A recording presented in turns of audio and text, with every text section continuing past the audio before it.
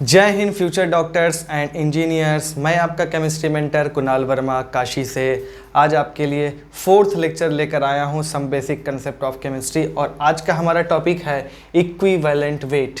Sir हमने atomic weight, molecular weight ये सब सुना हुआ है, ये इक्विवेलेंट वेट क्या है? तो आइए समझते हैं कि इक्विवेलेंट वेट से हम क्या समझते हैं। तो ये होता क्या है? It is the mass of a substance that displaces और combines with 1 gram hydrogen, 8 gram oxygen, 35.5 gram chlorine और 108 ग्राम सिल्वर।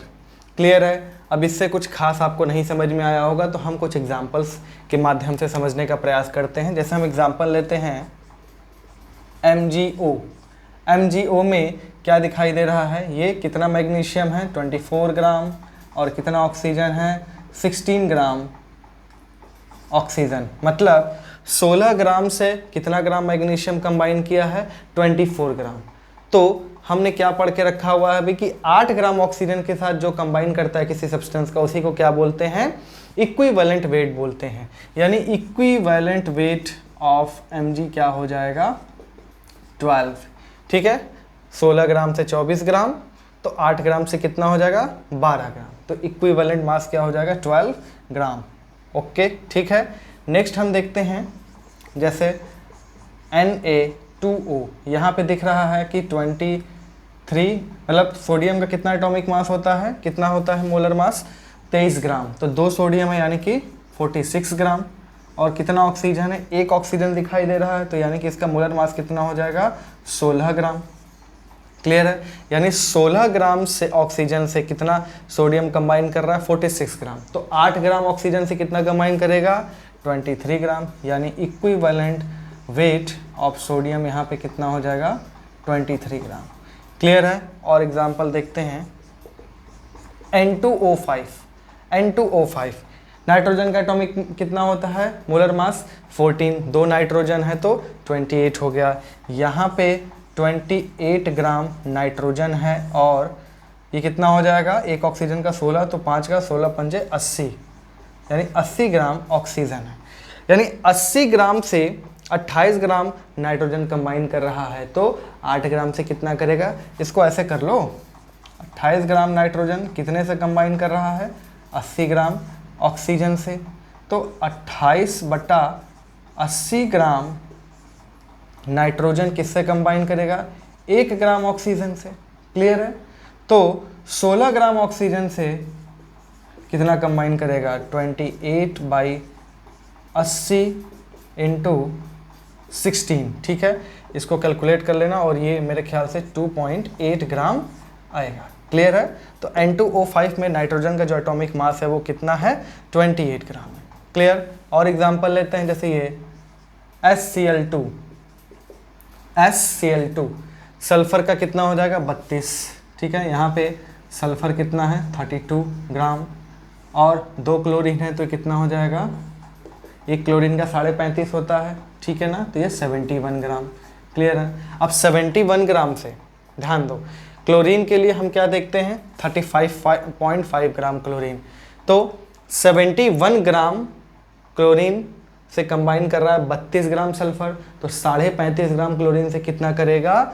16 ग्राम सल्फर। यानी कि यहाँ पे इक्विवेलेंट मास सल्फर का जो है वो 16 ग्राम है। और इक्विवेलेंट मास हमें रट्टा नहीं मारना है क्योंकि ये चेंज होता रहेगा। ठीक है ना? ये हमेशा चेंज हो सकता है। ठीक, तो इस बात का ध्यान रहे। अब जैसे एक एग्जांपल हम लेते हैं H2Cl2। अब देखो यहीं पर सल्फर का इक्विवेलेंट मास क्या हो जाएगा? चेंज हो जाएगा। यहाँ पे सल्फर कितना है? 2 सल्फर है, यानी कि 64 ग्राम सल्फर है और 71 ग्राम क्या है? क्लोरीन है।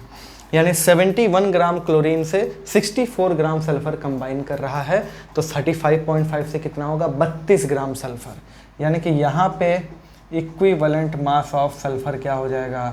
32 ग्राम। तो देखो यहाँ पे कुछ और था, यहाँ पे कुछ और था। क्लियर है? चलिए इसको नोट करिए, फिर कुछ और बातें हम देखते हैं इक्विवेलेंट वेट के बारे में। हो गया ये? चलो इसको मिटाते हैं। अब देखो इक्विवेलेंट मास का वैसे तो डेफिनेशन हम कई सारा दे सकते हैं, बट आपको न्यूमेरिकल के लिए प्रैक्टिस होनी चाहिए अच्छे से।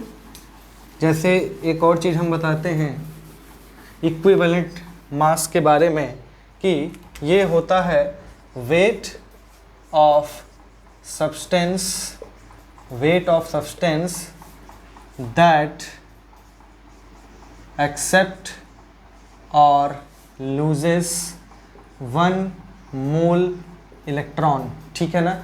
जैसे देखो यहाँ पे अगर हम एग्जांपल लेते हैं तो Al+3 कितना इलेक्ट्रॉन ये एक्सेप्ट करेगा, ये ध्यान रखना ये 1 मोल है। ठीक है ना। तो कितना मोल इलेक्ट्रॉन ये एक्सेप्ट करेगा, 3 मोल। तो एल्युमिनियम में चला गया। अब प्लस चार्ज आने से मास पे तो कोई इफेक्ट पड़ने वाला है नहीं। इसका कितना होता है, ठीक है, इसका मास कितना होता है एटॉमिक मास, ठीक, इसका 27 ग्राम, यानी कि ये 27 ग्राम कितना मोल इलेक्ट्रॉन एक्सेप्ट कर रहा है, 3 मोल। क्या कर रहा है, 3 मोल एक्सेप्ट कर रहा है। 27 gram aluminium accepts, Al+3 accepts 3 mole electron. ठीक है ना। हम मुझे कितने से मतलब है, 1 मोल इलेक्ट्रॉन से। ठीक है ना, 1 मोल इलेक्ट्रॉन से मतलब है। तो 1 मोल के लिए कितना हो जाएगा, ये 9 ग्राम। आई बात समझ में। तो इक्विवेलेंट मास ऑफ Al+3 कितना हो गया, 9 ग्राम। क्लियर, ये हो गया। उसी तरह अब मैं बात करूं, जैसे ये है मान लो ऑक्सीजन, ये भी क्या करेगा, ठीक, ये ऑक्सीजन का कितना है, ये हो गया 16 ग्राम। ये 16 ग्राम कितना मोल इलेक्ट्रॉन एक्सेप्ट कर रहा है, 2 मोल। ठीक है ना। तो 1 मोल के लिए 1 मोल इलेक्ट्रॉन कितना ऑक्सीजन करेगा एक्सेप्ट, तो ये हो जाएगा 8 ग्राम। यानी कि ये हो गया इक्विवेलेंट मास ऑफ ऑक्सीजन। आई बात समझ में। ये बहुत ज़्यादा आपको लोड नहीं लेना है। अब देखिए इन जनरल की अगर हम बात करें, ये हो गया इन जनरल जो होता है इक्विवेलेंट वेट, इन जनरल जो इक्विवेलेंट वेट होता है, ये होता है मोलर मास अपॉन में n फैक्टर। इसी n फैक्टर को वैलेंसी फैक्टर भी कहा जाता है। ठीक है ना, n फैक्टर या फिर वैलेंसी फैक्टर। अब मोलर मास तो हमें पता ही चल जाता है, ये n फैक्टर अगर पता चल जाए तो मैं किसी भी सब्सटेंस का इक्विवेलेंट मास या इक्विवेलेंट वेट निकाल लूँगा। अब ध्यान देना, अभी मैं उस केस की बात कर रहा हूँ जहाँ पे n फैक्टर जो है वो फिक्स्ड है। ठीक है ना। अभी मैं equivalent mass fix isolated system की बात कर रहा हूँ। ठीक है ना। तो अब मेरा मेन मुद्दा ये रहेगा कि हम n फैक्टर को फाइंड करें। ठीक, तो सबसे पहला है n फैक्टर फॉर एसिड्स। और n फैक्टर फॉर एसिड्स क्या होता है, नंबर ऑफ रिप्लेसेबल H+, जितने H+ वो देगा। क्लियर। जैसे एग्जांपल HCl जो है वो H+ और Cl-, कितना H+ दे रहा है, 1 H+ इसका रिप्लेसेबल है, तो इसका n फैक्टर कितना हो जाएगा, 1। H2SO4 ये 2H+। ठीक है। अभी कुछ नहीं बोल रहा है तो आप मैक्सिमम मानेंगे कि कितना वो दे सकता है। क्लियर है। अभी रिएक्शन के अंदर भी हम देखेंगे इक्विवेलेंट मास, तो वहाँ पे हम और डील करेंगे। ये हो गया, तो इसका n फैक्टर कितना हो जाएगा, 2। क्लियर। H2SO3 ये भी क्या देगा, 2H+ और SO3 2-, ये सल्फ्यूरिक एसिड, ये सल्फ्यूरस एसिड, तो n इक्वल्स टू यहाँ पर भी 2 है। आई बात समझ में। अब देखो आपको ध्यान यहाँ देना है, ये 3H+ और PO4 3-, तो यहाँ पे तो N3 हो गया। यहाँ पर ध्यान देना, इसके तीनों हाइड्रोजन रिप्लेसेबल नहीं होते हैं, वही हाइड्रोजन रिप्लेसेबल होता है जो मोस्ट इलेक्ट्रोनेगेटिव एटम्स के साथ जुड़ा होता है। ये 3 हाइड्रोजन में से एक हाइड्रोजन जो है वो ऑक्सीजन के साथ जुड़ा हुआ है। H3PO3 का देखो, H3PO4 का जो स्ट्रक्चर होता है वो कुछ इस तरह से होता है। क्या इसके तीनों हाइड्रोजन ऑक्सीजन के साथ जुड़े हुए हैं, तो ये तीनों की तीनों निकल जाएंगे। ठीक है ना। ये सब चीज़ें आप अभी पढ़ेंगे। H3PO3 में कुछ ऐसी स्थिति होती है, 2 हाइड्रोजन तो जो हैं वो ऑक्सीजन के साथ जुड़े हुए, एक हाइड्रोजन वो डायरेक्टली फॉस्फोरस के साथ है, तो ये रिप्लेसेबल नहीं है। उसी तरह H3PO2, इसमें केवल एक ही हाइड्रोजन रिप्लेसेबल है, ये दोनों रिप्लेसेबल नहीं हैं, तो इस बात का ध्यान रखना होगा। तो H3PO3 में हम कितने हाइड्रोजन निकालेंगे, एक और एक, ये 2, तो ये 2H+ और ये HPO3 -2, तो n फैक्टर कितना हो जाएगा 2। ठीक, यहाँ पे तो एक ही H+ निकलेगा, तो ये हो जाएगा H2PO2- यानी n = 1। ठीक है ना। एक और है HClO4, ये भी क्या देगा, एक H, तो इसका भी n फैक्टर कितना हो गया, 1 हो गया। क्लियर है, इसको नोट करो, फिर हम बेस के बारे में भी बात करते हैं, इसको नोट कर लीजिए।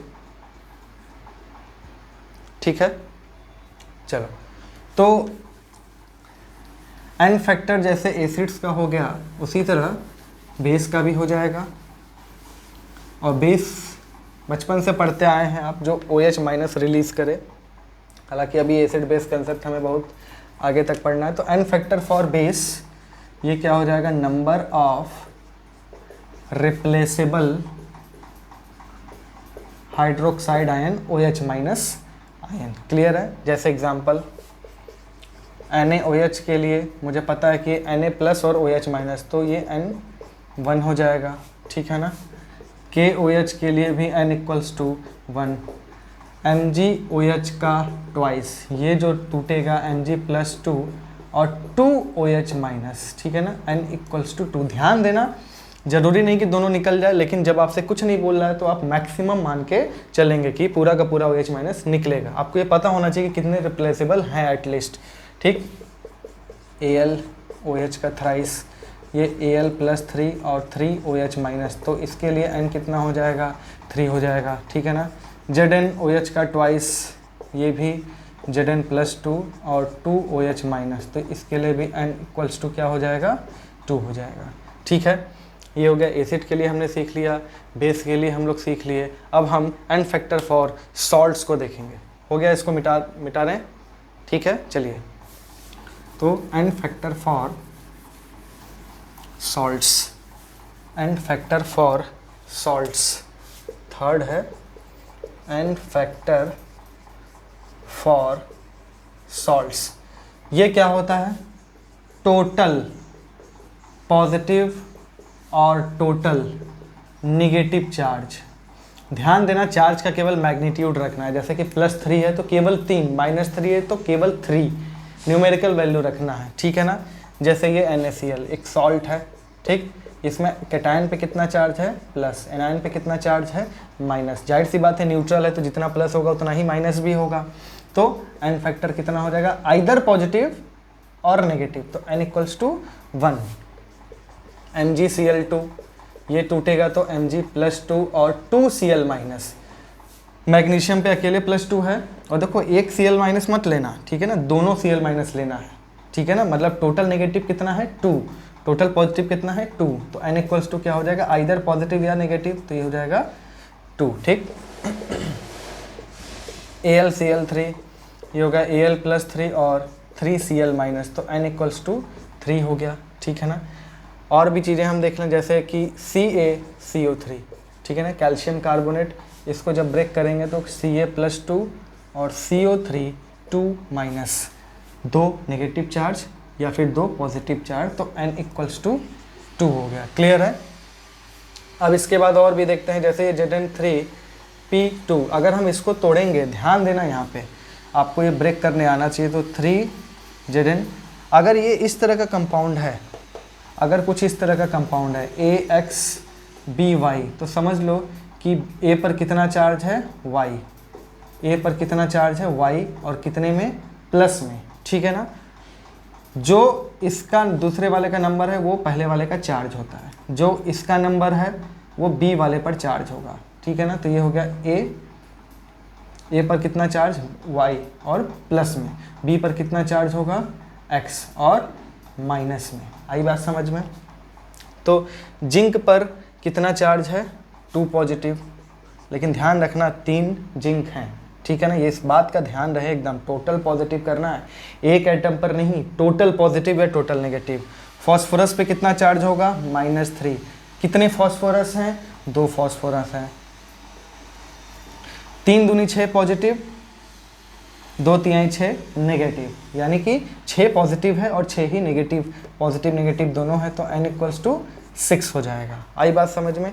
और भी जैसे Al2SO4 का थ्राइस, ठीक है, एल्युमिनियम पे कितना चार्ज होगा, प्लस में 3, तो कितने एल्युमिनियम हैं 2, ये होगा 2Al + 3।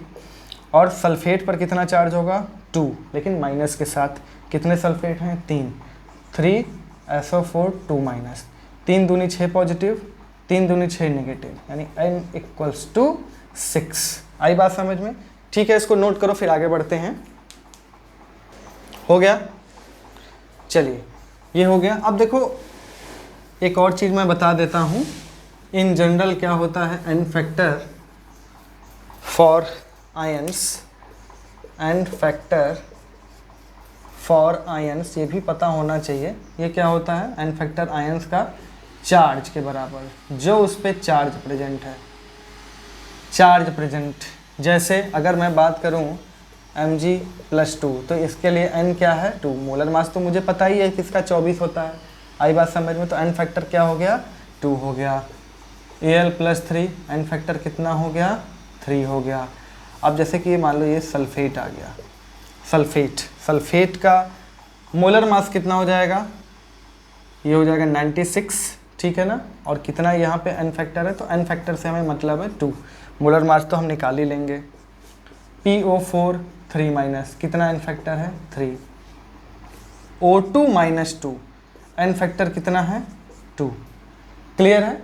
चलो अब देखो इसको नोट कर लो। अभी तो हमने ये पढ़ा है कि जो मैक्सिमम हमें पता चल रहा था कि कितना मैक्सिमम H+ कोई लूज़ कर सकता है या कितना मैक्सिमम OH- लूज़ कर सकता है। तो अब अभी हम आइसोलेटेड केस में देख रहे थे एसिड और बेस का इक्विवेलेंट वेट। अब हम रिएक्शन के अंदर देखेंगे। हो सकता है कि कोई एसिड के पास 2 रिप्लेसेबल H+ हों लेकिन वो एक ही दे रहा हो, तब कैसे करते हैं, ठीक है ना। हालांकि फॉर्मूला वही है, मतलब फॉर्मूला वही रहेगा कि जितने रिप्लेसेबल H+ हैं वही क्या हो जाएगा, उस एसिड का n फैक्टर हो जाएगा। ठीक है, इसको नोट करो, फिर हम कुछ एग्जांपल्स देखते हैं। आइए अब हम कुछ केमिकल रिएक्शन के अंदर इक्विवेलेंट मास को निकालते हैं या फिर n फैक्टर को निकालते हैं। तो देखिए n फैक्टर, अभी भी एसिड और बेस की बात हम यहाँ पे कर रहे हैं, एसिड बेस रिएक्शन है। तो एसिड के लिए अभी भी n फैक्टर क्या होगा, कितने OH+ दे रहा है, और बेस के लिए कितने OH- दे रहा है, और सॉल्ट के लिए टोटल पॉजिटिव और टोटल नेगेटिव चार्ज। ठीक है ना। ये अभी तक हम आइसोलेटेड केस में देख रहे थे, वहाँ पे हम मैक्सिमम मान के चलते थे कि जितना H+ उसके पास है वो पूरा का पूरा लूज करेगा। अब हो सकता है किसी के पास 3 हो लेकिन वो दे केवल एक ही H+ रहा हो। तो चलिए इस चीज़ को समझते हैं। देखो यहाँ पे NaOH है और यहाँ पर सोडियम के साथ एक भी OH- नहीं दिख रहा है, यानी इस NaOH ने एक अपना OH- लूज कर दिया है। तो n फैक्टर क्या है, अब देखो यहाँ पे मैं ऐसे लिख रहा हूँ, n फैक्टर को मैं क्या करूँगा, जैसे यहाँ पे इक्विवेलेंट मास हम ऐसे बस लिख दे रहे हैं, मोलर मास अपॉन में n फैक्टर। n फैक्टर में मैं 1 2 3 4 ऐसे करके लिखूंगा और मोलर मास की जगह सब में मैं m लिख दे रहा हूँ, आप निकाल लेंगे, ठीक है ना। तो यहाँ पे क्या हो जाएगा, मोलर मास डिवाइडेड बाई 1, क्योंकि एक रिप्लेसेबल OH-। यहाँ पे देखो H3PO4 कैसे देखोगे, यहाँ पे PO4 है, यहाँ पर भी PO4 देखो, PO4 के साथ एक हाइड्रोजन दिख रहा है, यानी कि ये H3PO4 में से 2 ही हाइड्रोजन रिप्लेस हुआ है, एक अभी भी PO4 के साथ मौजूद है, यानी इसका मोलर मास डिवाइडेड बाई 2 हो जाएगा इक्विवेलेंट मास। आई बात समझ में। अब यहाँ पे देखो, यहाँ पे कितना पॉजिटिव चार्ज, आप केवल वही पॉजिटिव चार्ज लेंगे जो कि एसिड या बेस से आए। जैसे कि इसको अगर इसको तोड़ोगे तो ये 2Na+ और HPO4 2-, ये H को भी प्लस के रूप में मत तोड़ देना। आई बात समझ में, ये H निकला नहीं है यहाँ से, आ रही है बात समझ में, ठीक है ना। तो टोटल पॉजिटिव चार्ज कितना है, 2 पॉजिटिव या 2 नेगेटिव। तो यहाँ पे n कितना हो जाएगा, m/2।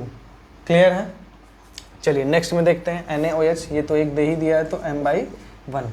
ठीक, H3PO4, यहाँ पे साफ दिख रहा है कि PO4 के साथ एक भी हाइड्रोजन नहीं है, यानी कि ये पूरा का पूरा H अपना दे चुका है, तो m/3। यहाँ पे 3 सोडियम है, ठीक है ना, यहाँ एक भी हाइड्रोजन नहीं है, पूरे के पूरे सोडियम पॉजिटिव के रूप में बाहर आ जाएंगे, तो 3 पॉजिटिव टोटल आएगा और 3 नेगेटिव आएगा, यानी कि m/3। NaOH यहाँ पे m/1। अब देखो यहाँ पे PO4 को देखो, यहाँ पर भी PO4 को देखो, ठीक है ना, ये PO4 को देखो, PO4 के साथ 2 हाइड्रोजन दिखाई दे रहे हैं, यानी एक ही हाइड्रोजन यहाँ से निकला हुआ है, तो इसका इक्विवेलेंट मास हो जाएगा molar mass divided by 1। N factor इसके लिए 1 है, जो डिनोमिनेटर में वो एन फैक्टर है, ठीक है ना। यहाँ पे केवल Na+ को तोड़ना और इस पूरे को माइनस के साथ तोड़ना, यानी ये m/1। CaOH का ट्वाइस, कैल्शियम के साथ एक भी OH नहीं दिख रहा, यानी कि कैल्शियम ने पूरा का पूरा अपना OH- दे दिया है, यानी कि ये molar mass divided by 2, n factor 2। H2CO3, वैसे तो इसके पास मैक्सिमम 2 रिप्लेसेबल H+ हैं कार्बोनिक एसिड, लेकिन ध्यान से देखो ये CO3 के साथ एक हाइड्रोजन अभी भी बरकरार है, यानी कि एक ही हाइड्रोजन यहाँ से लूज हुआ है, क्लियर है। तो ये एन फैक्टर इसका 1 है, क्लियर। हाँ, यहाँ पर कैल्शियम +2 और ये HCO3 2 बार टूटेगा, तो ये हो जाएगा Ca+2 और HCO3-, लेकिन ये 2 बार है, ठीक है ना। तो इसका क्या हो जाएगा, ठीक है, तो इसका n factor total positive charge या फिर टोटल नेगेटिव चार्ज जो कि 2 है, ये हो जाएगा m/2, ठीक है। नेक्स्ट यहाँ पे ये m/1 H2SO4, SO4 को देखो, 2 हाइड्रोजन थे, यहाँ पे SO4 के साथ एक हाइड्रोजन अभी भी दिखाई दे रहा है, यानी कि एक ही रिप्लेसेबल H+ है, एक ही दिया है। और यहाँ पे केवल उसी को तोड़ोगे जो हाइड्रोजन है, उसको मत तोड़ना, बार बार मैं बोल रहा हूँ। ये भी क्या होगा m/1, ठीक। H2SO4, SO4 के साथ एक भी हाइड्रोजन नहीं है, यानी कि पूरा का पूरा हाइड्रोजन निकल गया, m/2 हो गया, एन फैक्टर 2। NaOH, ये तो बेचारा एक तो देगा ही देगा, एसिड बेस रिएक्शन है तो एक तो देना ही है। यहाँ पे Na2SO4, यानी कि 2 Na+ और SO4 2-, यानी 2 पॉजिटिव या फिर 2 नेगेटिव चार्ज, तो m/2 हो गया। H3PO4, PO4 के साथ 2 हाइड्रोजन अभी भी दिखाई दे रहा है, यानी एक ही हाइड्रोजन यहाँ से निकला है, तो ये m/1। CaOH का ट्वाइस, कैल्शियम के साथ एक भी OH नहीं दिख रहा है, यानी कि पूरा का पूरा ये अपना दे चुका है, तो m/2। यहाँ पे कैल्शियम पे +2 और एक H2PO4 पर -1 चार्ज है, 2 बार है, तो टोटल -2 चार्ज हो जाएगा, तो ये m/2। H3PO4, फिर से PO4 के साथ 2 हाइड्रोजन दिखाई दे रहे हैं, यानी कि एक ही अपना H+ लूज किया है, तो m/1। Ca, ये सेम हो गया क्या, हाँ चलिए शायद ये सेम हो गया है, क्लियर है। चलिए इसको नोट कर लीजिए, ठीक है। ये कुछ एसिड बेस रिएक्शन थे, ये आप देख लीजिए, इसको काफ़ी हेल्पफुल है ये। तो लास्ट वाले को थोड़ा सा करेक्ट कर लेते हैं, ठीक है ना। यहाँ पर ये बन रहा है कैल्शियम फॉस्फेट, ठीक है ना। देखो बैलेंस करने की कोई ज़रूरत नहीं है। अब ध्यान से देखो, H3PO4, यहाँ पे PO4 के साथ 3 हाइड्रोजन थे, यहाँ पे एक भी नहीं है, यानी कि पूरे के पूरे रिप्लेस हो चुके हैं, यानी m/3। कैल्शियम के साथ 2 OH दिख रहा था, वहाँ पे एक भी नहीं है, यानी कि ये m/2, ठीक है ना। अब देखो यहाँ पे अगर इसको हम तोड़ेंगे तो ये टूटेगा 3Ca+2 और 2PO4 3-, टोटल पॉजिटिव चार्ज कितना है, 3 दूनी 6 पॉजिटिव, ठीक है ना, 6 और 3 दूनी 6 नेगेटिव, यानी इसके लिए हो जाएगा m/6। ध्यान रखना है इस चीज़ को, क्लियर है। इसको नोट कर लो, क्लियर है ये। चलिए अब इसके बाद कुछ और बातें हम करते हैं। बातें कौन सी होंगी कि किसी आयनिक कंपाउंड में, मेनली मैं अभी आयनिक की बात कर रहा हूँ, किसी आयनिक कंपाउंड की अगर हम बात करते हैं, ठीक है, जैसे अगर मैं पूछूं इक्विवेलेंट वेट ऑफ AXBY, ठीक है, तो ये हो जाएगा इक्विवेलेंट वेट ऑफ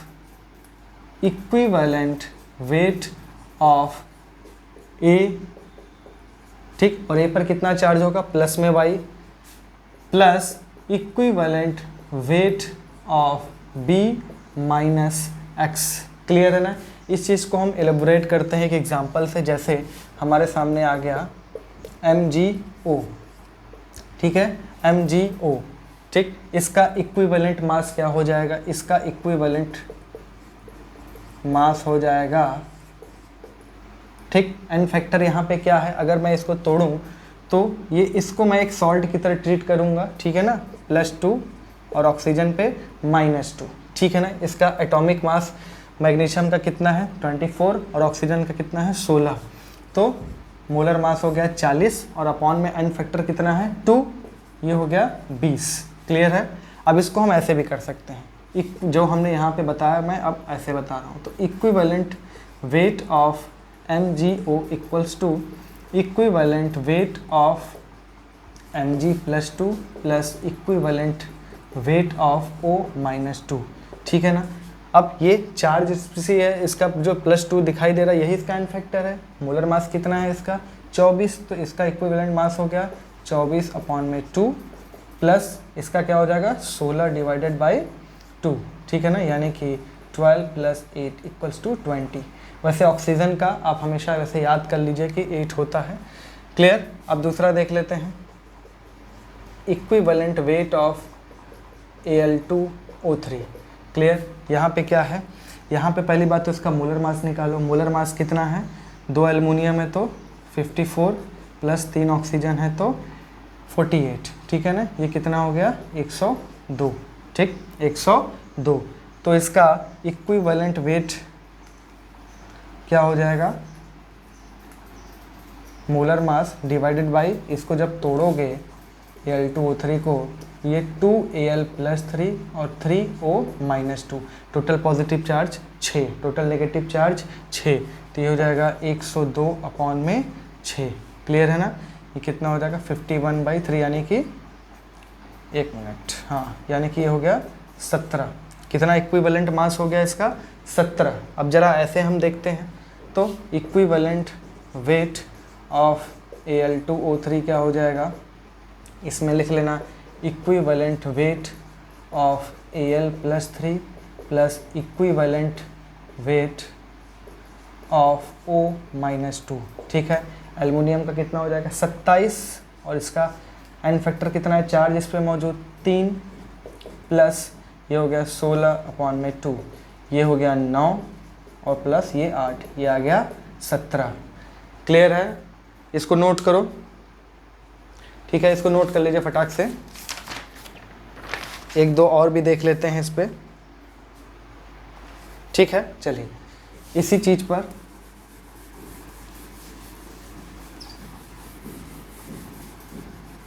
जैसे अगर कभी हमसे पूछे इक्विवेलेंट वेट ऑफ H2SO4, ये एक एसिड है, मुझे पता है इसका n फैक्टर कितना है, मैक्सिमम कितना है H+ देगा 2, तो इसका इक्विवेलेंट वेट हो जाएगा 98/2, यानी कि 49। ठीक है ना। अब हम इस तरह से देखते हैं, तो ये इसका इक्विवेलेंट वेट हो जाएगा,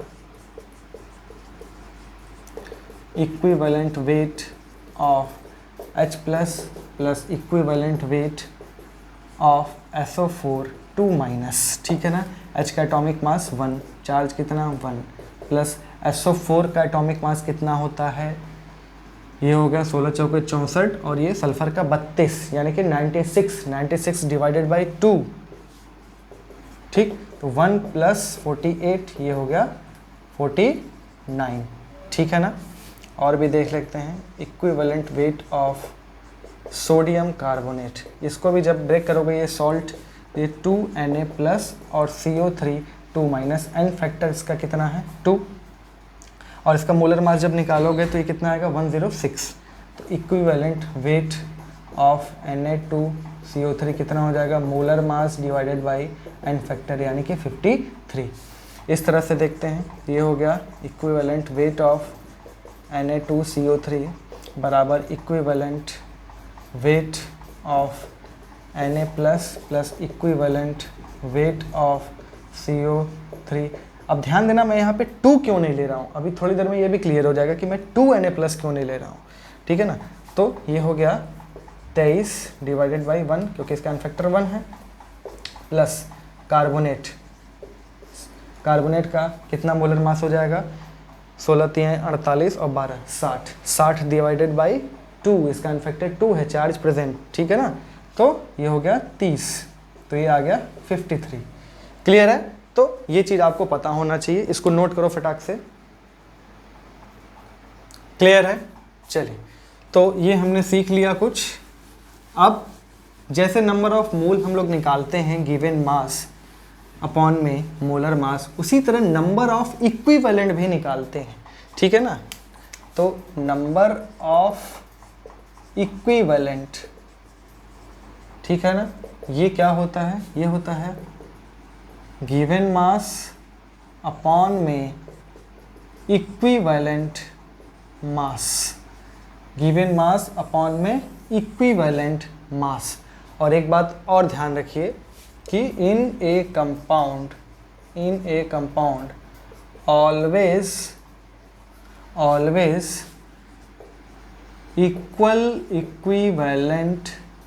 equal equivalent of ions combine, ठीक है ना। जैसे देखते हैं एक एग्जांपल हम लेते हैं, जैसे चलो हम एग्जांपल लेते हैं सोडियम ऑक्साइड का, ठीक है ना। सोडियम ऑक्साइड, यहाँ पे अगर मैं इसको ब्रेक करूँ तो ये Na+ और O-2, ठीक है ना।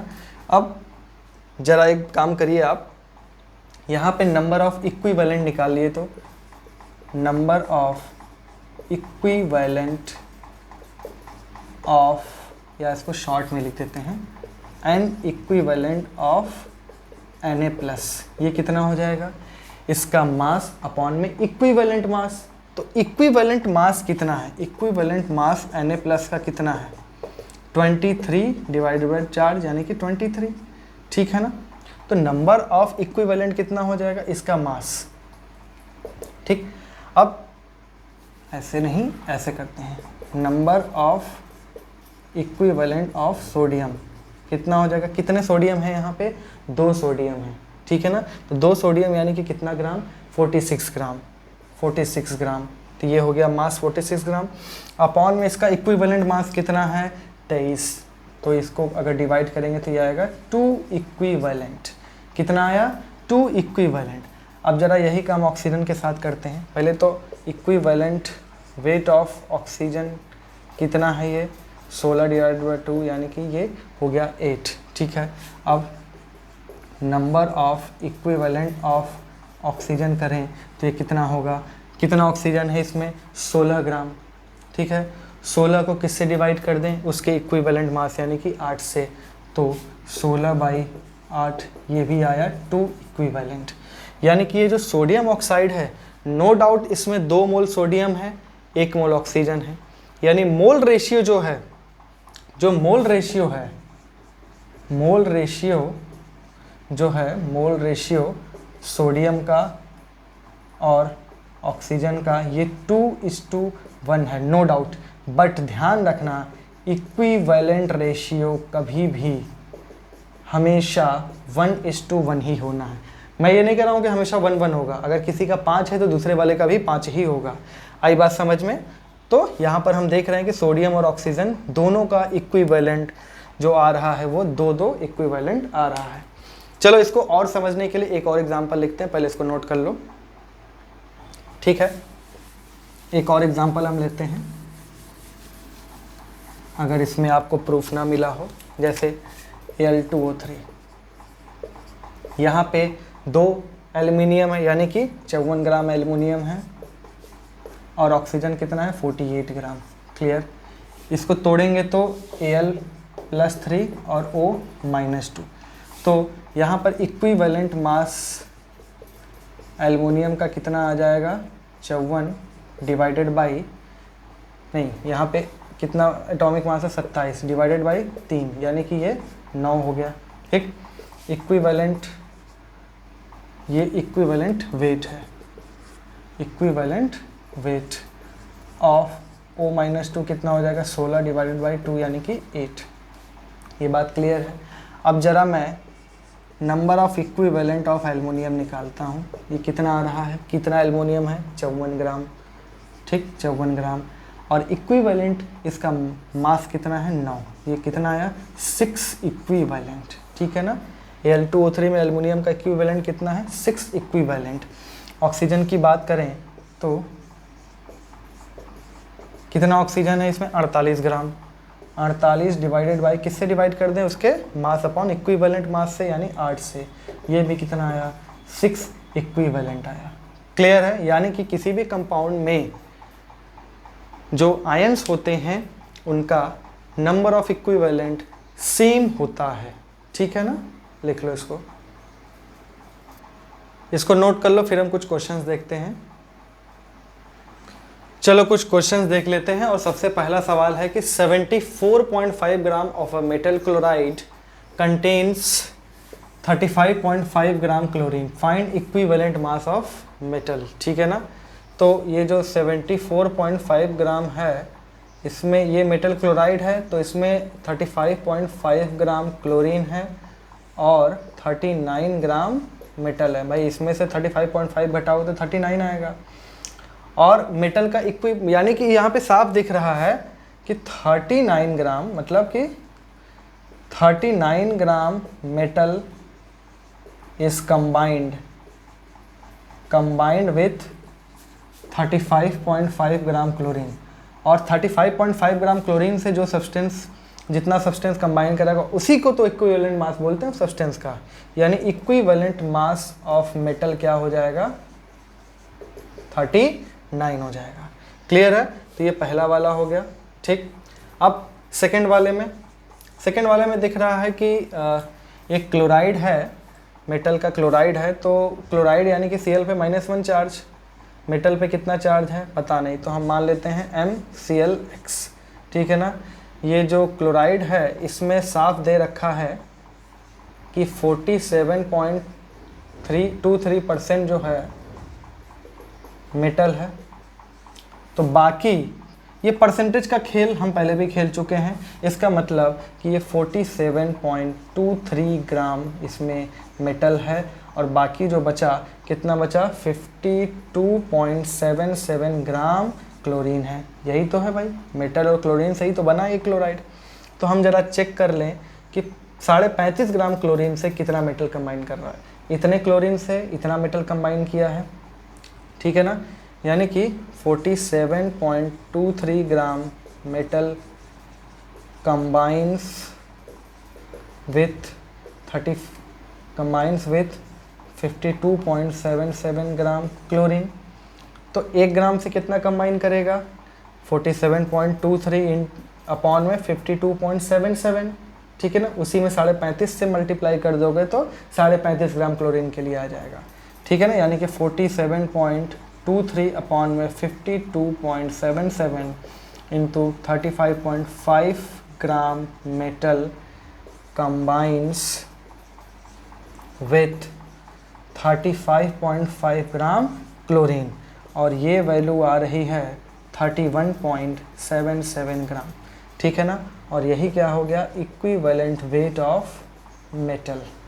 यही हो गया equivalent weight of metal. Clear है। तो ये 2 सवाल हो गए। अब तीसरा सवाल करते हैं, ठीक है। चलिए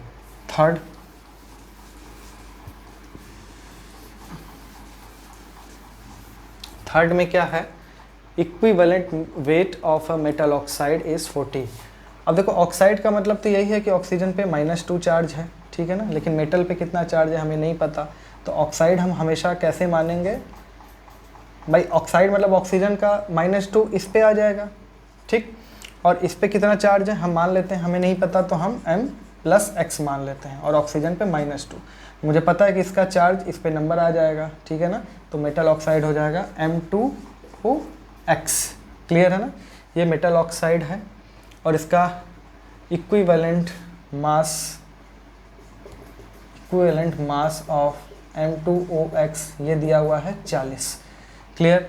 और क्या ये इक्विवेलेंट, यानी कि ये जो 40 है ये equivalent mass of metal plus equivalent mass of O-2 होगा कि नहीं होगा। और इसका इक्विवेलेंट मास हम पढ़ते आ रहे हैं कितना है, 8।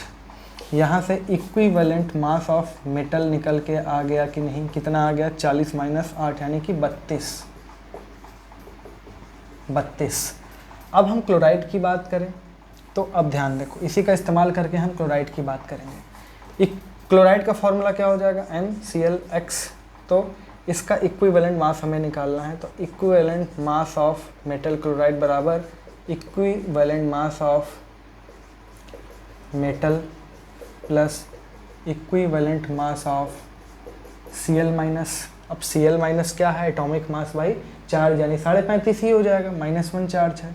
और ये हम निकाल चुके हैं कितना, 32, 32 प्लस 35.5, ये आ जाएगा 67.5 ग्राम।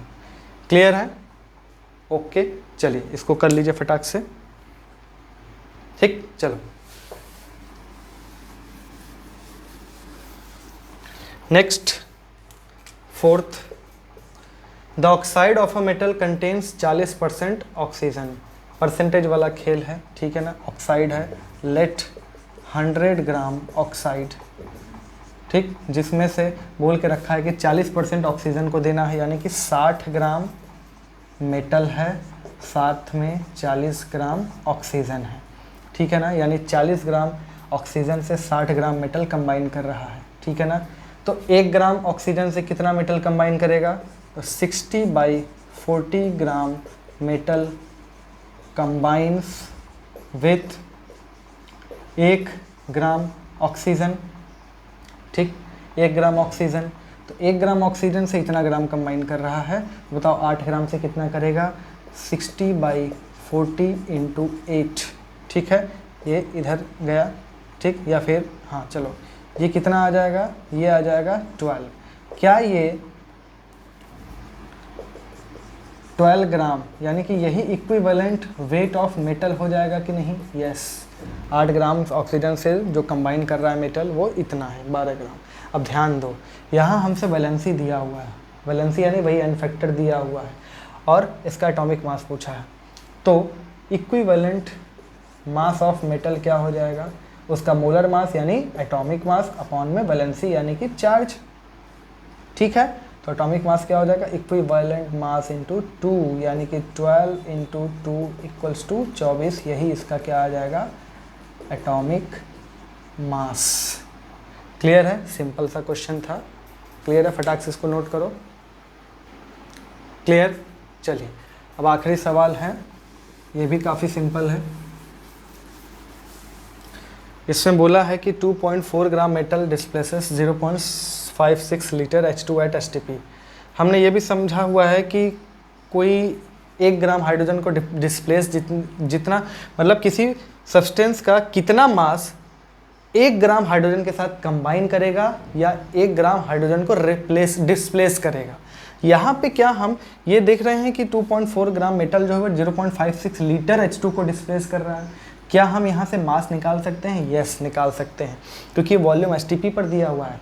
वॉल्यूम अपॉन में 22.4 बराबर गिवन मास अपॉन में मोलर मास, ऐसे कर सकते हैं, ठीक है ना। तो गिवन मास वही हमको निकालना है, W अपॉन में मोलर मास H2 का कितना है 2 = 0.56 अपॉन में 22.4, ठीक है ना। तो यहाँ से जो मास निकल के आएगा वो 0.05 ग्राम, यानी कि 2.4 ग्राम मेटल कितना डिस्प्लेस कर रहा है, 0.05 ग्राम हाइड्रोजन को डिस्प्लेस कर रहा है, ठीक है ना। तो अगर 0.05 ग्राम को कर रहा है तो 1 ग्राम हाइड्रोजन को कितना मेटल डिस्प्लेस करेगा, तो लिखो मास of metal that displaces 1 gram H2, और ये किसके बराबर हो जाएगा, ये बराबर हो जाएगा 2.4 अपॉन में 0.05, 2.4 अपॉन में 0.05, और ये आएगा 48 ग्राम, और यही इक्विवेलेंट मास ऑफ मेटल हो गया। आई बात समझ में? चलो इसको नोट कर लो, हो गया ये। चलिए तो बच्चों आज के लिए इतना ही, अब मिलेंगे अगली क्लास में, तब तक के लिए जय हिंद।